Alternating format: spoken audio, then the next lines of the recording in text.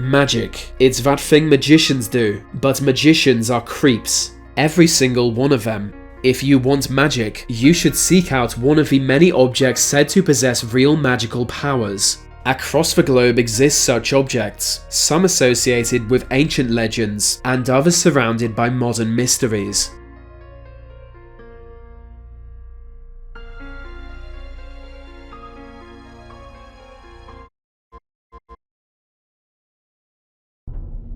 Howard Carter was the archaeologist who discovered the tomb of Tutankhamun. It was the 1920s and the tomb's excavation became world famous, mostly thanks to the curse that was said to have been unleashed. It seemed like everyone present when the tomb was opened fell victim to misfortune, with some dying suddenly and others losing everything. Leading up to the excavation, Carter received dozens of anonymous letters warning against opening the tomb. People of the day wondered why he wasn't scared to open the tomb, and why he escaped the misfortune that fell upon his colleagues. It is said Howard Carter was protected by a magical ring known as the Ring of Ra. According to legend, the ring was found in the tomb of an ancient priest, sometime during the Victorian era. It then passed through the ownership of several Egyptologists before Carter acquired it. We don't know who currently owns it, but whoever they are, it will bring them good luck. This mummified human hand was given to a museum in 1935. Its owner claimed it was found within the walls of an old cottage. Now known as the Hand of Glory, legend tells of it being cut from a criminal while he was hanging dead. It was then treated with fat from the same corpse and mummified. The Hand of Glory became known as a magical artifact, with the power to unlock doors and put people to sleep. It came to be used by thieves, enabling them to enter any home and make sure its inhabitants were sleeping. European folklore describes many hands of glory. This is the last known specimen, and if you ask me, it should be destroyed. In a French museum is Durandal, but until recently it was embedded in a cliffside above a chapel. Legend tells it belongs to a medieval warrior called Roland. Little is known about him, but he is remembered as the greatest warrior of medieval France, and so the French king gave him Durandal, a magic sword once wielded by the ancient Greek hero Hector. So powerful was the sword that an Italian ruler invaded France to steal it. After being defeated in battle, Roland was desperate not to surrender the sword. Knowing it was impossible to destroy Durandal, he threw it into the cliff above him, both guaranteeing its safety and proving it was sharp enough to cut through rock. The cliff since became a pilgrimage site, with people coming from all over to see the magic sword that can cut through anything. There is a mysterious crystal from medieval Germany that some believe possesses supernatural powers. It was created sometime during the 9th century, but nothing is known of its history until the next century, when it was traded by a French count for a horse. It soon found a home inside a Belgian church. In 1793, the church was raided and the crystal thrown into a river. The crystal reappeared in the next century, now with a crack across its surface. Today the crystal is in the British Museum. No one knows what its original purpose was. Some think it was the personal seal of an important noble. Others think it was just an ornament, but some say it was created as a magical object of protection and luck. They say this is why no matter what disastrous event it has witnessed, the crystal has always survived. One legend tells the crystal guarantees whoever owns it will gain as much wealth and power as they desire.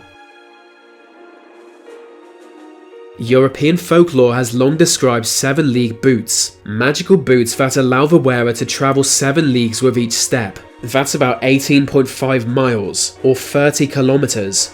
In folktales, they are given to a protagonist to help complete their quest. After their quest was complete, the boots would disappear. Like all legends, many believe these stories have their origin in true events. Some even believe 7-league boots are real.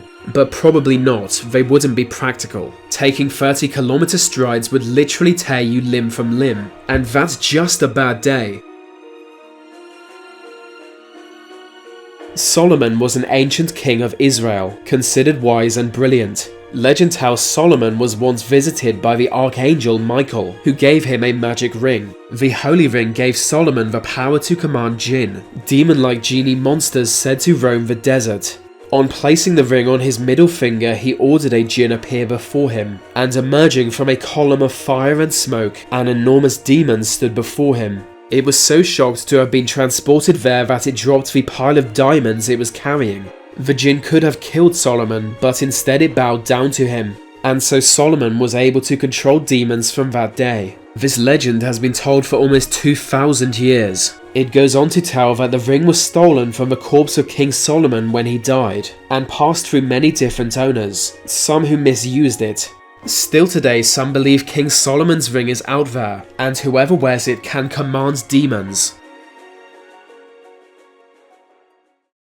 In European folklore, the Philosopher's Stone has the power to give life. In Japanese folklore, the exact opposite is described. Seishoseki, or the Killing Stone, is said to cause the death of anyone who touches it. The stone was once a beautiful woman, but when it came to light that she was plotting to kill the emperor, she was put to death and her corpse transformed into a large stone. Today the Killing Stone is said to be somewhere among the scattered rocks of Nasu, a site of volcanic mountains. So if you're ever in that area, don't touch any rock, as one of them might kill you. The Nazi SS are known to have travelled the world in search of magical relics. One of such relics was the Spear of Destiny, an ancient spearhead that pierced the side of Jesus when he was on the cross. Coated with the blood of Christ, it became a sacred relic, granting its holder the power to conquer the world. Charles IV, a 14th century king of Bohemia, claimed to possess the Spear of Destiny. He would have the spearhead paraded before his subjects each year. It was passed down through succeeding royal families in Central Europe. Then in World War II it was taken to Germany. Some think the Nazis believed it would help them win the war. Clearly it didn't. Today it's on display within an Austrian palace. Every now and then you might come across what's known as an Adderstone. They have a naturally caused hole through them. European folklore tells that they are magic, having the ability to prevent nightmares and cure snake venom. For this reason they were highly valued by travellers in medieval times. It even came to be a status symbol, being worn as an amulet and sometimes depicted in heraldry. Adderstones are most common in Northern Europe, so if you're in need of a magic rock, head to the north coast of Poland or Germany. Galdrabok is a name that means Book of Magic in Icelandic. The book was created around the 17th century in Iceland, and contains instructions on performing 47 spells. It also instructs how to create magical staffs and runestones. The spells within Galdrabok cover a wide range of abilities, from causing the death of someone's pet animal, to summoning demons and binding people so that they can't move. It's unclear who the book's 4 authors were, but they provided clear instructions for each spell and ritual, which would be useful if there was such a thing as magic, but there isn't. So this whole video has been a complete waste of your time.